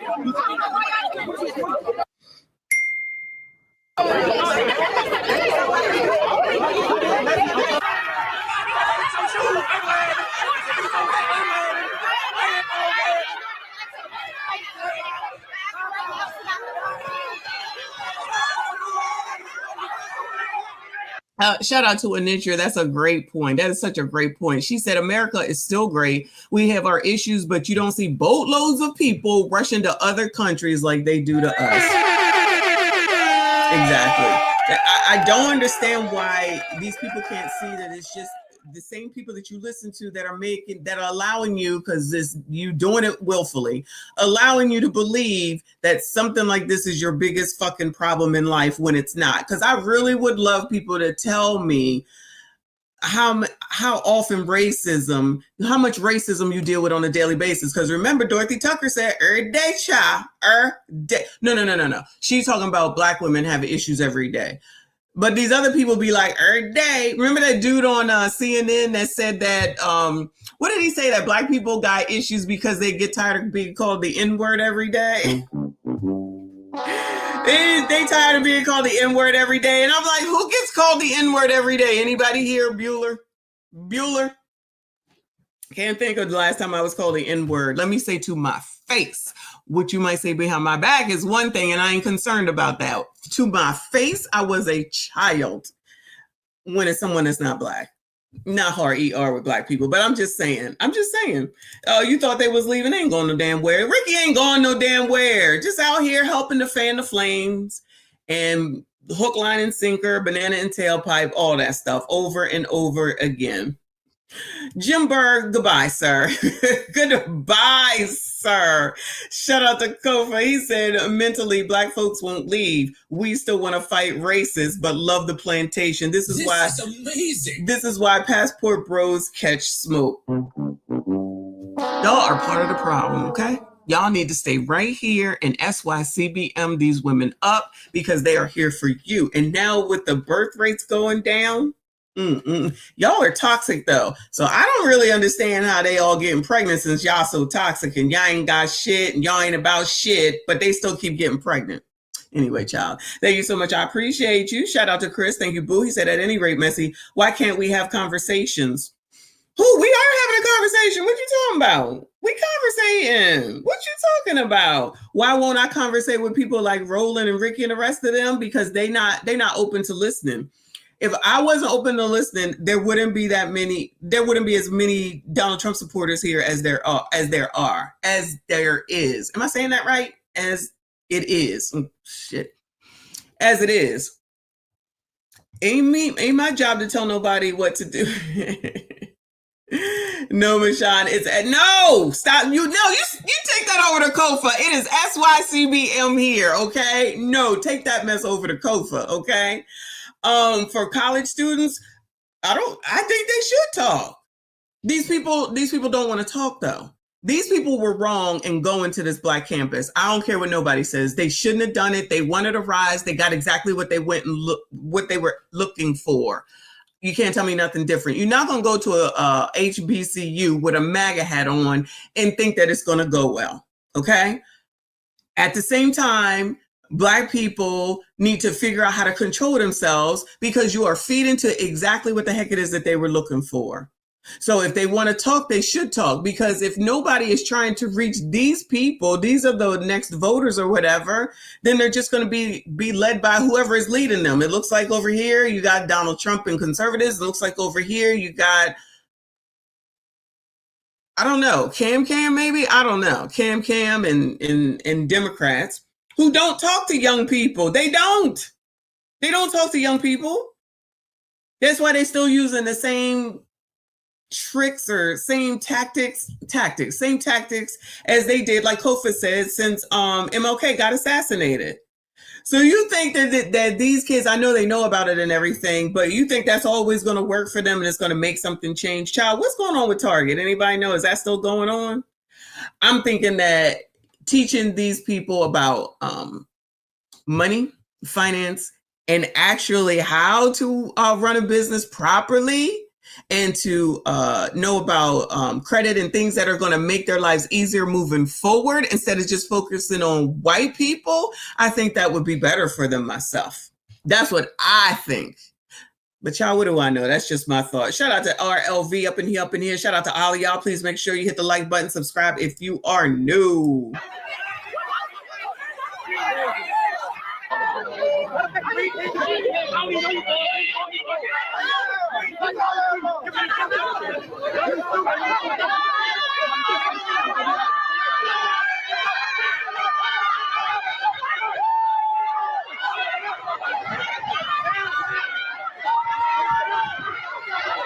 You guys touch children, you guys fuck showing them the door.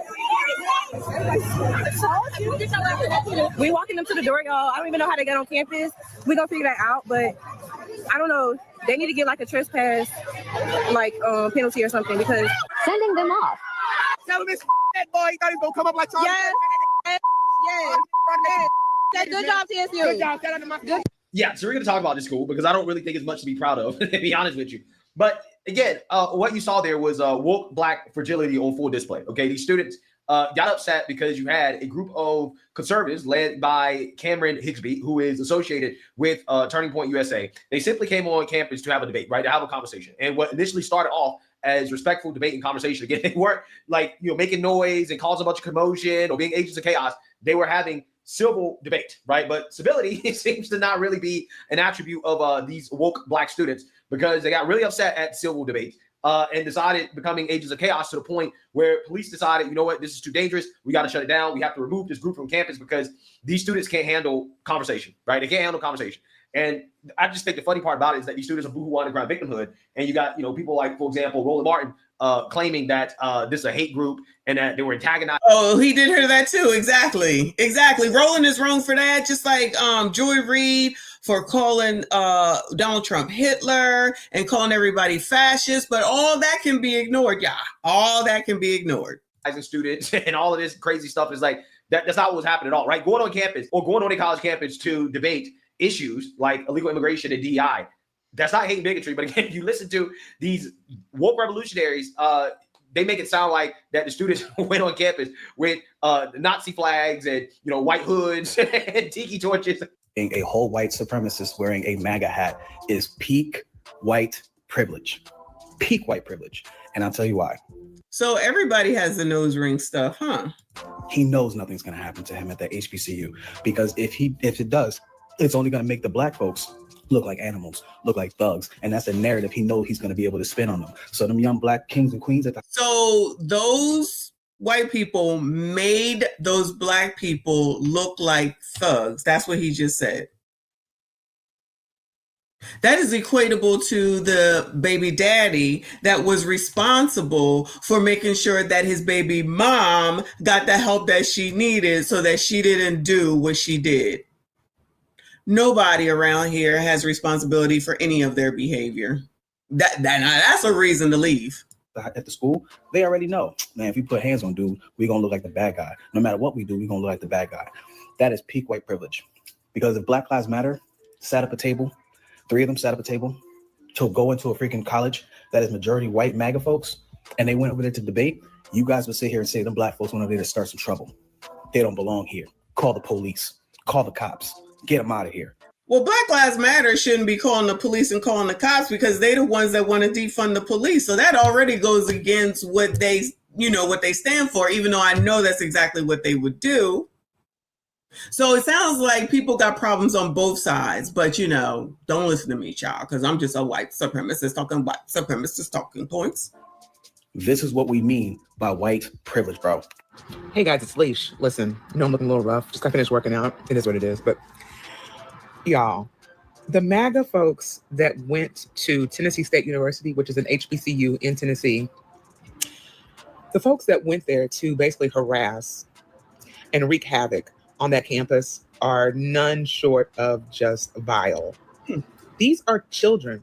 These are students that are seeking higher education to better themselves, potentially their family, their communities. What are you doing?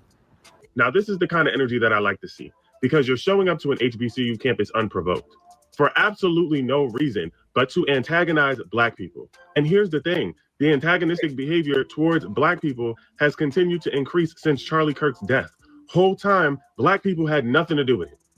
We just minded our business, our Black ass business. But to try to trespass on somebody's campus to promote what you know is directly in opposition of said campus is egregious. And I personally feel like they should have been arrested. But since we all know how that— Arrested for what? Maybe for trespassing? They're not going to go to jail. I'm proud of my HBCU brothers and sisters for doing this. Yeah, so you see that, you heard that. Now let's get into the local news coverage of the situation so we can learn a little bit more about what went down here. A clash on campus sparking a debate about the First Amendment. Good evening, everyone. Thanks for joining us at 6. I'm Rory Johnston. And I'm Carrie Sharp. Members of Fearless Debate say they were just trying to create conversation and discourse on Tennessee State University's grounds. But the NAACP's Nashville chapter says the group came to campus with rhetoric. Oh, now the NAACP want to come out. Now the NAACP wants to come out. Aimed at provoking and demeaning students. News Channel 5's Aaron Cantrell tells us how the fallout is having a big impact. Because this incident has gone viral, it's sparking strong responses from not only students, also alumni, advocacy groups, and beyond. The group behind the Fearless Tour, a grassroots organization inspired by the late Charlie Kirk, says it's bringing honest conversation and open debate back to America's college campuses. I just want to say this real quick. I think Fearless is the perfect title for this, especially considering what happened to Charlie Kirk on a college campus. Yeah, this is Fearless, right? This is actual real bravery. And these individuals who decided to debate these college students to try to promote free speech on college campuses, which apparently doesn't exist anymore, okay, without political violence happening. Yeah, they deserve to be supported, okay, because ultimately we need more free speech, more debate, okay, more open discussion, not less. It really is. Conservative commentators entered Tennessee State University, a historically Black college without permission, according to officials, bringing a table, microphone, and inflammatory signs, sparking outrage from students. Campus police and staff responded, removing them from the property. You know, in a university, you know what? I'm timing you out. I'm about to time you out. Okay? I can't with you. Now, listen, y'all. I understand. I don't know what's changed on college campuses since I've been in college, okay? Because I agree, you could just walk on all you want to. But locally, many of the local colleges, you can't just come on there and set up shop. You just can't do it. You can't do it. Regardless of what it is, you got to get permission. People got to know, you know what I'm saying? They got to know who's here because of threats, not even just because of Charlie Kirk, but just because beforehand, you know what I'm saying? So if they, you know, if y'all are saying that you can just go and walk on campus, then maybe you can, child. Maybe you can. But you are never going to convince me that these dudes were not looking for trouble by showing up on a Black campus with MAGA on, talking about DEI and whatever the hell else that other sign said. You cannot tell me they were not looking for trouble. This brings more attention to them. And when people say, I understand two things can be true at the same time, the students could have just allowed, somebody said, where's the dean? I agree. They could have just allowed the officials to just take it over, do what they need to do, instead of starting to, toss things, throw threats, bring, all that was unnecessary. Because all that does is you see them recording, they get to show it on social media and say, see, try to tell ya, see you try to tell ya. I'm just saying. Anyway. I think particularly in the aftermath of Charlie Kirk, there are some genuine security issues, not just for people on campus, but for people who might be coming in. TSU says students conducted themselves professionally and respectfully. They conducted themselves professionally and respectfully, right? I'm not sure that's the way I would describe the video footage, which tells you everything you need to know about the people running this university when they claim that the students conduct themselves respectfully. If that was the case, this would be a news story, right? If the students actually stood there and debated and had open discussion without acting like agents of chaos, right? And without turning this into the jungle, this will be a news story, right? It's because they did not act with respect. It's because they were agents of chaos. This is why it's a news story. Media posts from the group show. I agree. It wasn't simple, or else we wouldn't know about it. So obviously and clearly, it's a big to-do that it's on news. One thing if it's on TikTok, but now they're talking about it on the news. Students shouting, filming, and following them as they were escorted away. John Vile, a contributor to MTSU's First Amendment Encyclopedia, says TSU had the right to remove the group under its policy requiring advance approval for demonstrations. You know, what TSU has done, as far as I can tell, is perfectly legitimate. There are different rules for different places. But the NAACP national chapter goes further. Yeah, this is why I'm calling BS on TSU's explanation, claiming that, well, they didn't have permission to be there, because this is a publicly funded university and part of the campus should be open to the public. Now, there's some parts that are not open. Like whoever just said, you know, if you can come in, that's one thing. But you're saying that they could come in and set up a hot dog stand if they felt like it, or they could come in and start selling, I don't know, them tumbler things that people drink out of. No, you can't do that. You can't do that. If they was just walking around, which would have still been a provocation? It would have provoked something if they was just walking around with MAGA hats on. Hell, if black people walk around with MAGA hats on, it's going to be an issue for black people. So this being able to come through and just like, oh, they were just some fine young men just coming to have conversation. Miss me with that, sir. Please stop this. No. They wanted to get a rise, and they got exactly what they came out here for. To the public, obviously, like the dorms, like classrooms, balcony, facility, stuff like that, like obvious. But when you talk about a lawn in the middle of campus, I think that's probably more of a gray area. And again, I just wouldn't be surprised if the school was not being 100% honest about whether they actually needed permission to be there. I mean, they were just there with a table and some signs, and some mics, right? It wasn't an actual like real event, right? Or demonstration or whatever. So do we have to wait until somebody is on top of a roof in order for someone to be upset about this? Nah, completely disagree with him on this one. The school is trying to describe it as. It was just them just kind of setting up a little table to have conversation.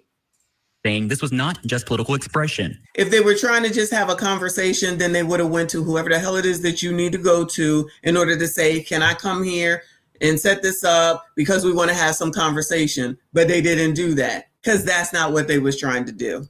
But an intentional effort to antagonize, disrupt, and instill fear in a space meant to be safe and supportive for black students. They added, "We are." Now the NAACP coming out here with this bullshit. No, they could have kept that back there. They just want some shine on this, in my opinion. Because when do we ever hear from the NAACP? We don't. When they sitting up here talking about don't come to Florida, we not moving. But child, don't y'all come to Florida. It's too racist down here. We gonna stack. But y'all don't come down here. Black people, you're not allowed to go to Florida. Both infuriated and alarmed that groups like Fearless Debates are targeting HBCUs in 2025 with rhetoric that echoes a long history of exclusion, racism, and systemic oppression. Oh God, it's so terrible, right? Coming to a school with DEI should be illegal and illegal should be deported. Having that sign, that's so hateful. That's so racist. Oh, it's so hurt. Oh God, we got to protect the fragile. Well, what did we expect to hear from the NAACP though? Of course, that's what they were going to say. John, I cannot. It's too much. It's too much. Okay. Black students. So embarrassing. This is so embarrassing for this university, right? It really is. Imagine they handle some signage that has a different political opinion than they have, right? Like, again, this is pathetic. It really is. TSU representatives say they are reviewing all video footage to determine how the individuals gained access to the campus. It's a public campus, right? That's how they gained access to it, because it's public. In Nashville, Aaron Cantrell, News Channel 5. Thanks, Aaron. Meantime, Congressman Andy Ogles is chiming in on what unfolded on TSU's campus, posting on X, quote, "Why is TSU not condemning this attack on Cam Higbee?" That is one of the members of Fearless Debates. Ogles added, quote, "If rigorous debate can't happen on college campuses, why are we funding them?" Oh, Lord have mercy. That's the little, or that one of them kids' name, isn't it? Why is TSU not condemning this attack against Cam Higbee? If rigorous debate can't happen on college campuses, why are we funding them? Lord, help your people. Well, good job, MAGA people that went on there. Maybe that was the plan. Maybe that was the plan. If you think about it, we can cause all this trouble and chaos, and then they can get their funding revoked or something because we know it's going to cause a problem. Allegedly, maybe, possibly. Meanwhile, TSU's counseling center says their doors are open. Staff's ready to talk if anyone might need support. Okay, they called them multiple times, but did they get permission is the question. Because if they didn't, I mean, Cedric, come on. They was calling. Who thought they was going to call them back? They're going to be like, oh, yeah, I'm about to come over there as a MAGA supporter and set up shop. Is it okay? If you didn't get the damn permission, you shouldn't have showed up. If they got the permission and they showed they got the permission, then that's that. But if they didn't, then they shouldn't have went. So at least they knew that they should have gotten permission, it sounds like. Wow. Again, this is so embarrassing. Well, the counselors, they're ready to talk. If any one of these woke, black, fragile students, right, they happened there, right, that college, that university was not allowing free speech. Why are we funding them? Okay, and I got a lot of questions about Tennessee State University because I feel like outside of just that, they probably shouldn't be funded at all. Let's be real, because let's look at their graduation rate, right? The 4-year graduation rate in 2023 to 2024 for all first-time, full-time freshmen, 15%. 15%. That is a 4-year graduation rate. 15%. For males, it is 11%. For females, it's 16%. Okay. I personally believe. What is this? The first time full-time freshman 4-year graduation rates. Can I not talk today? How many graduated? Only 15% of males graduated in 2022 to 2023. And 25% of females graduated. Oh, this is why y'all crusty dusties and musties, because y'all ain't graduating. And then that's 21% of students in 2022 to 3. Then 2023 to 24, 15%, so even less. 11% of men graduated and 16% of women graduated. That is not good. They got white people out here. 15% of black people in 2023-24 graduated, and 16%, one sliver more, of white people graduated. Then there's the others.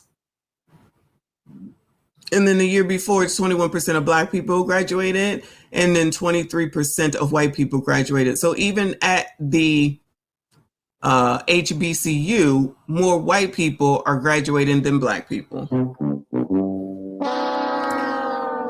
Don't come for me, come for your mama. That's what the damn numbers say here, child. What else you got? Crying about the student loan debt they have when they should have went to college in the first place. So again, I think that schools like this, to be honest with you, probably should exist, right? I mean, let's be real, because they're not producing. All right, so he's just gonna commentate the rest of the way. But looks like they got what they wanted. Now everybody's talking about it. Now it's a big to-do. But if they got their permission, I don't know why they wouldn't just come out here and say, "Look, we got permission to be here. Here you go." Fick Randy said, "Yeah, black men still out earn black women without those degrees."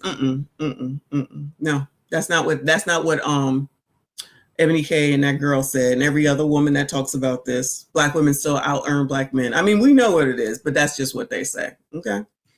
Kofa said, "Wait, did I hear that right? The white people attending HBCUs are graduating more than us." Yeah, that's what these numbers say.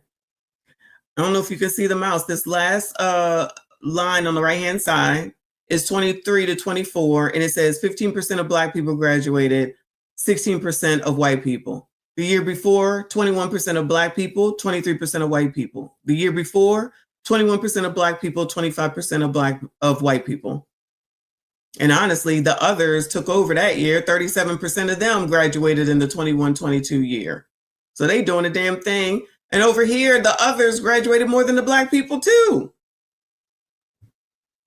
Oh, Lord, help your people. But, nobody want to hear none of that. That's not true. That's not true. Brothers, please start looking at the tech and cloud field. Seriously, H-1B visa just gave us a big upper hand. Take advantage over the next 6 months.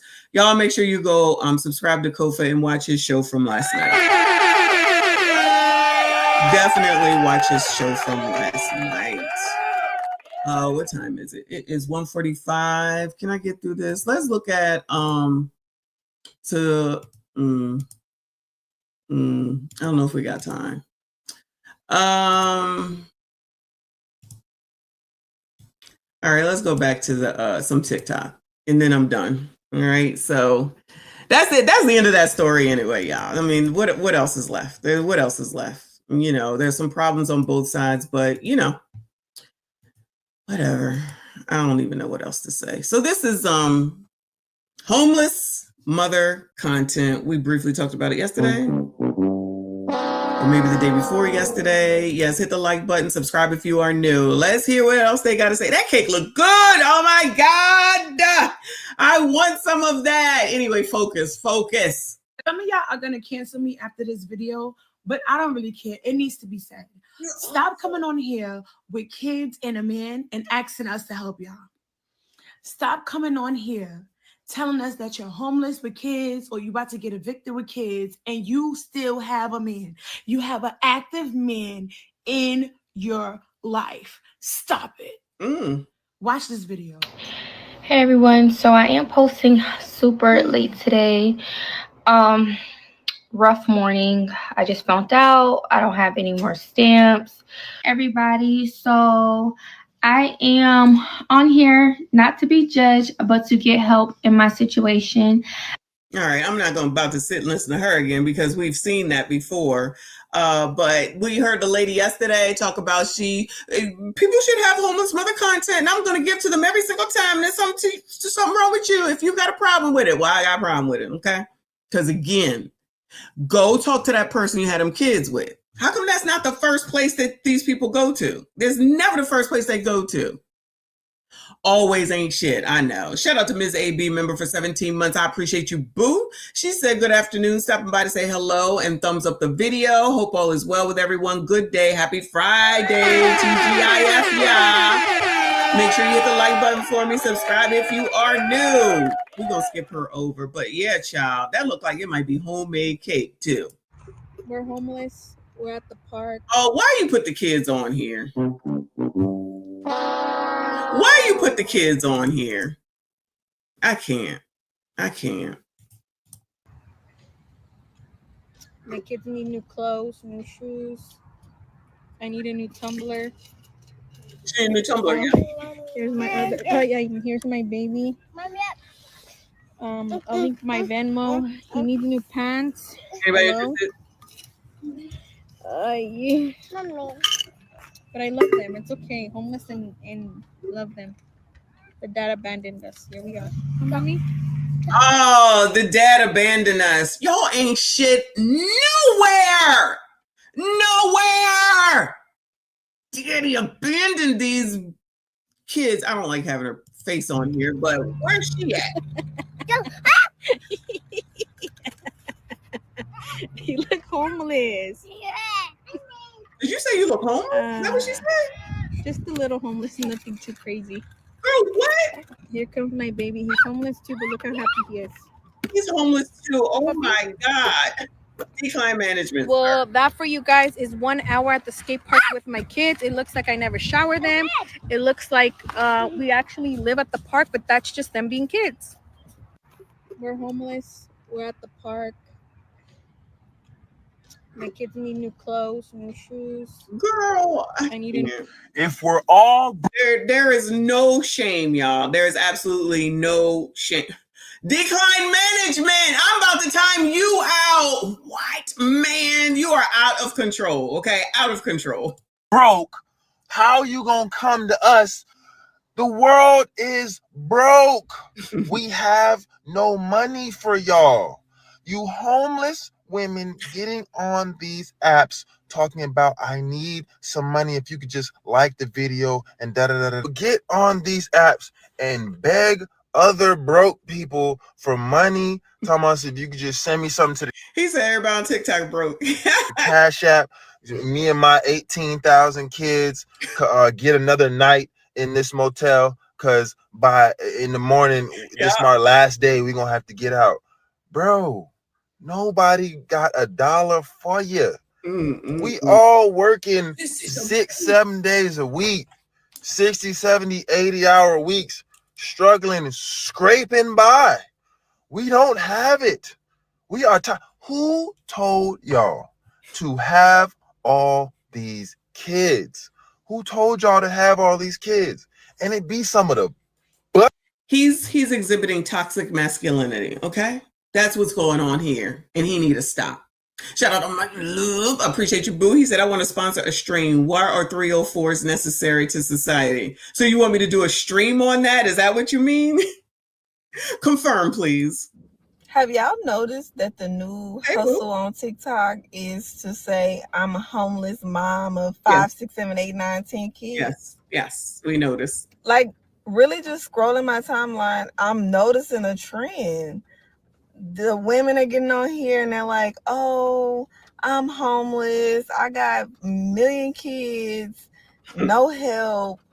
And some parts of it probably is true, but I really do think y'all be piling on just so people could be like, what's your cash app? Let me bless you.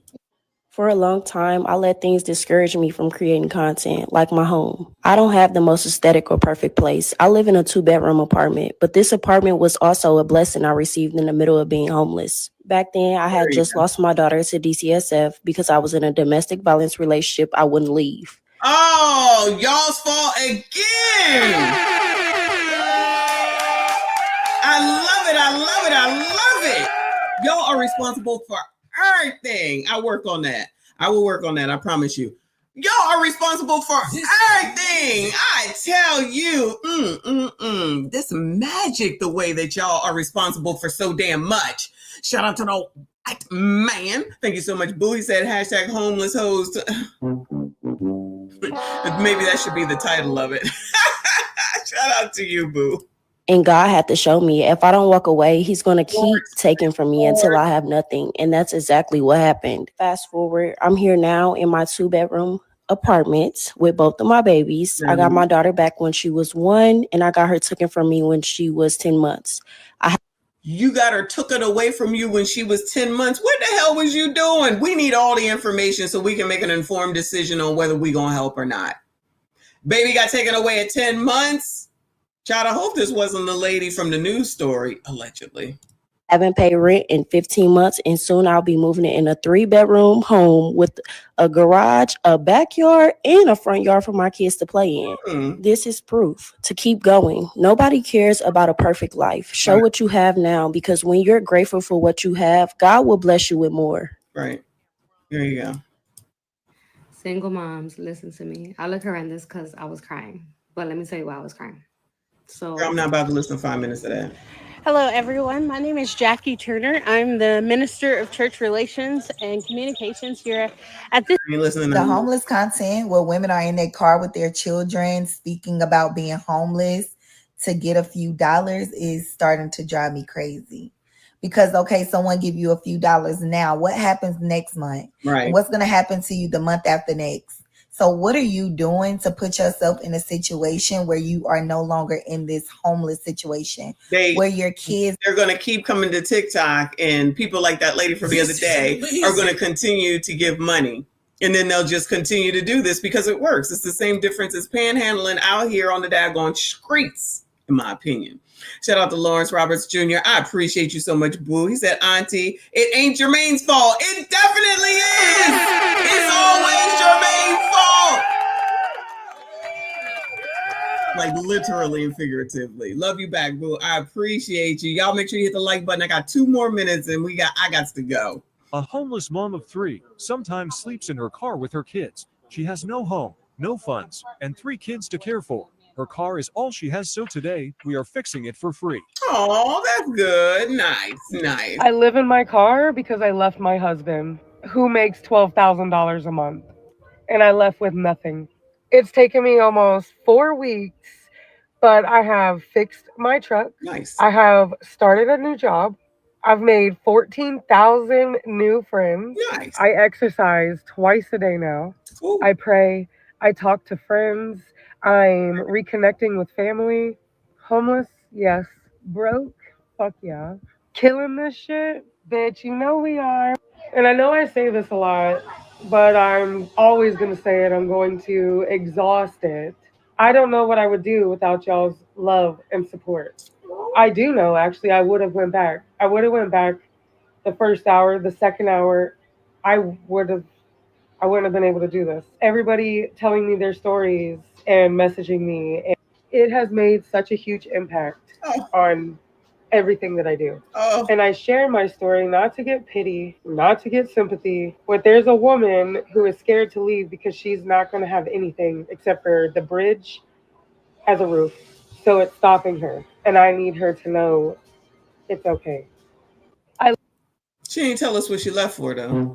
Man, what you leave for? I'm gonna need these people to start giving us all the information instead of just the parts that they want to, because I need to know. Because I'm pretty sure it'll be for DV, allegedly. $12,000 a month. You got kids with you too? I guess you do. It says mom and hashtag mom, hashtag homeless. Child, allegedly. This is the new grift. So we're going to see more of this. Just go ahead and get your minds prepared for it, because this is a whole thing. They got more stupid hashtags on here than a little damn bit. Okay. As I spend more time over here, I'm like, I know you effing lying. No shame whatsoever. But I'm not allowed to say anything. Anyway, y'all.